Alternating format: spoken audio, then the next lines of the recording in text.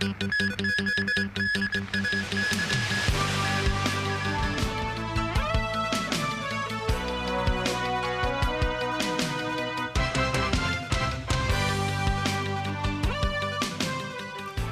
evening and thank you for joining us. In a new development over the controversy surrounding C.K. Hutchison's sale of ports in Panama to an American company, the Hong Kong and Macau Affairs Office of the central government has reposted a newspaper article criticizing the deal. The article originally appeared in Tai Kung Po today, with the title, "If Business is Conducted Without Regard to the National Interest, the company's foundation will eventually be destroyed." The article said many people have already pointed out that the company's insistence on completing the sale under America's pressure is short-term thinking. The article said the company in question should stand up to Washington's pressure and stand on the right side of history. Bloomberg reported that C.K. Hutchison and other parties are finalizing transaction terms, including due diligence, tax, and accounting. The report said they are set to sign the agreement by April 2nd as scheduled. It is part of a broader $19 billion deal encompassing the sale of 41 ports owned by C.K. Hutchison. The highly anticipated Hong Kong Rugby Sevens is set to kick off at the Kai Tak Sports Park in just 2 days' time. Some 138,000 spectators are expected to attend the 3-day event. Samantha Lee gives us a preview of the tournament. The Hong Kong Rugby Sevens will be held at the Kai Tak Sports Park for the first time, having moved from Hong Kong Stadium in Causeway Bay. The event will take place from the 28th to the 30th of March at the new 50,000-seat Kai Tak Main Stadium. With over 90% of tickets already snapped up, the tournament's organizers said they expect around 40,000 spectators per day. In a bid to minimize disruption in the neighborhood, the police said they are not going to take crowd control measures. Spectators are encouraged to take public transport as car parks are not open to the public at the venue. Water bottles and umbrellas exceeding 35 centimeters in length are not allowed inside the stadium. Apart from the matches, ticket holders can also visit the fan village to watch live music performances and buy a drink. There are so many places to have fun inside the Kai Tak Main Stadium, such as this bar called The Champion, which is located on the 2nd floor. The organizer also commented on a cancelled live performance by local music group Rubber Band. So we made the decision, due to scheduling challenges, not to have any live music inside the main stadium on Friday.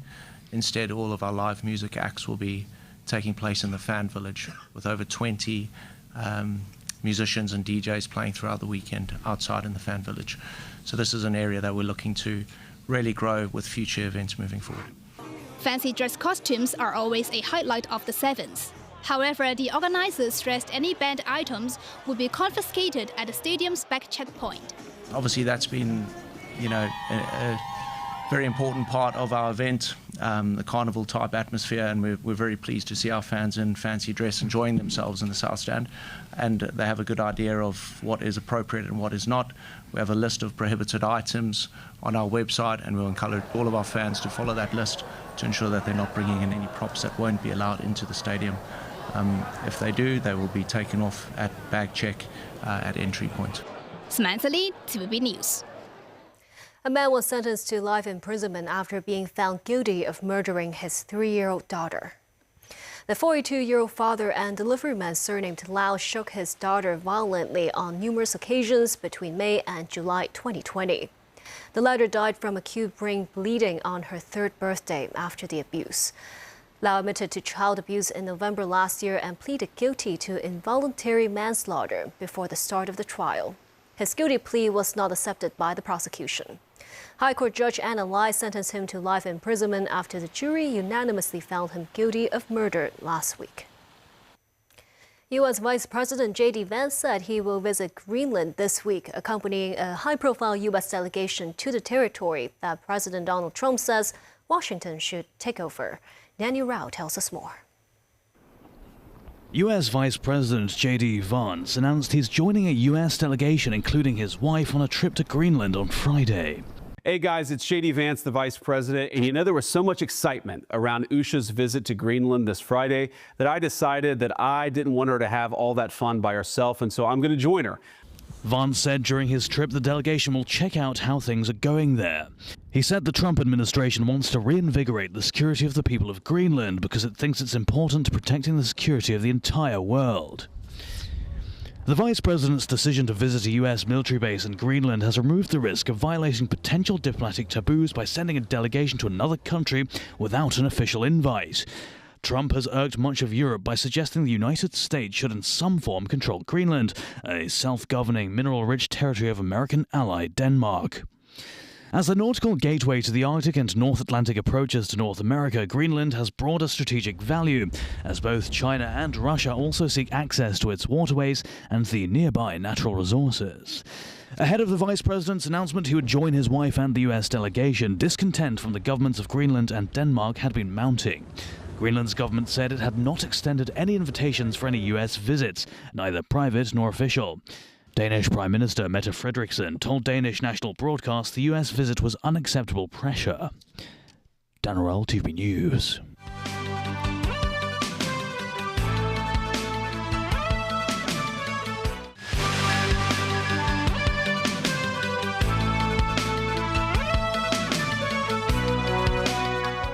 A doctor from the Gemelli Hospital in Rome said Pope Francis came so close to death at one point during his 38-day fight against pneumonia that his doctors considered ending treatment so he could die in peace. After a breathing crisis on February 28th that involved the Pope nearly choking on his vomit, physician Sergio Alfieri said there was a real risk he might not make it. We had to choose if we would stop there and let him go, or go forward and push it with all the drugs and therapies possible, running the highest risk of damaging his other organs, the doctor said. The 88-year-old pontiff returned to the Vatican on Sunday after the most serious illness of his 12-year papacy. The Hospital Authority has announced an expanded fee waiver mechanism, which includes a relaxation of income and asset requirements for applicants.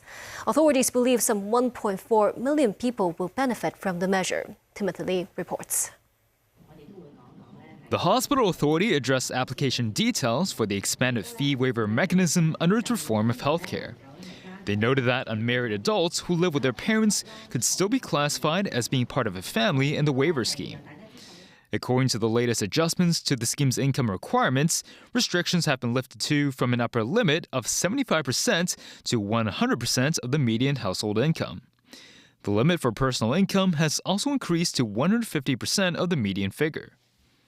For example, the scheme now pertains to a working individual who makes an income of up to $15,150 compared with the previous $7,575. For families including 2 individuals or above, the measure applies to those with a median household income of a maximum of $22,600 compared with the earlier $16,950. Regarding assets, adjustments were made according to an applicant's public housing application qualifications. That means a family comprising 2 people without elderly residents could apply for the fee waiver scheme if they own assets valued below $387,000. The effectiveness of the expanded measure will also extend from the current 12 months to 18 months. Residents could also apply for the program via social workers in the healthcare sector or the Ikshay Go mobile app. Some 1.4 million people are expected to benefit from the scheme's expansion. Meanwhile, health authorities said they have faith that the $10,000 annual limit mechanism introduced for patients in the reform plan will not be abused. They added that those eligible for the fee waiver scheme do not need to save that amount of money. Timothy Lee, TVB News. TVB has reported a jump in EBITDA, or the operating cash profits, in 2024, marking a notable turnaround from losses the year before. The adjusted net profit attributable to equity holders reached $53 million in the second half of 2024. For 2025, the broadcaster is also expected to record a net profit. In 2024, the total revenue of core TV-related businesses of TVB increased by $294 million, or 10%, to $3,131 million, with a surge in EBITDA by $435 million year-on-year. That's driven mainly by the 17% revenue growth in both Hong Kong TV broadcasting segment and the mainland China operations segment. TVB's digital assets saw over 23 million average monthly active users, notching an 81% increase from the previous year. Thomas Hui, executive chairman of TVB, said the market share of TVB's self-operated terrestrial channels rose to 79%, which he said affirmed TVB's status as Hong Kong's leading platform for entertainment and information. Art Basel Hong Kong 2025 will start on Friday at the Convention and Exhibition Center. TVB News had a sneak peek at the art extravaganza. Among the centerpieces of this year's Art Basel Hong Kong are these iconic self-portraits of prominent contemporary Chinese artist Yue Minjun, represented by these manically laughing men in oil paintings, and sculptures, which aim to satirize the onslaught of consumerism in the early 1990s and the sense of listlessness amid China's economic reform. And the realistic depiction of Hong Kong Museum of Art 2014 by local artist Chow Chun-fai. These striking modernist sculptures by another homegrown artist, Christopher Ho, explore the possibilities of form, shapes, and geometry with meticulous processes of casting, laser cutting, and milling. The event features more than 240 exhibitors from 42 countries and territories. 23 galleries made their maiden appearance at the event this year. Guided tours are offered.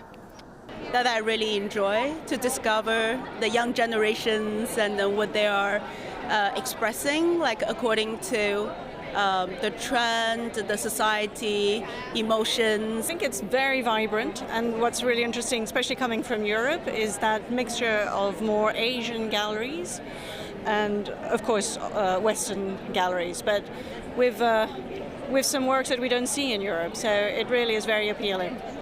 Some galleries said despite the global economic situation, Hong Kong's role as an international art hub remains robust. Hong Kong is still have very strong character and globally, because we have a tax-free, and then we have a very productive logistic-wise, and everything's very smooth. Hong Kong people are always very productive, fast, efficient, flexible. Everything else combined is very helpful on the trading process. Hong Kong has played host to Art Basel since 2013. This year's tickets are only available online, while some premium packages are priced at nearly $20,000. General tickets cost around $400 with concessions offered to students, the elderly, and the disabled.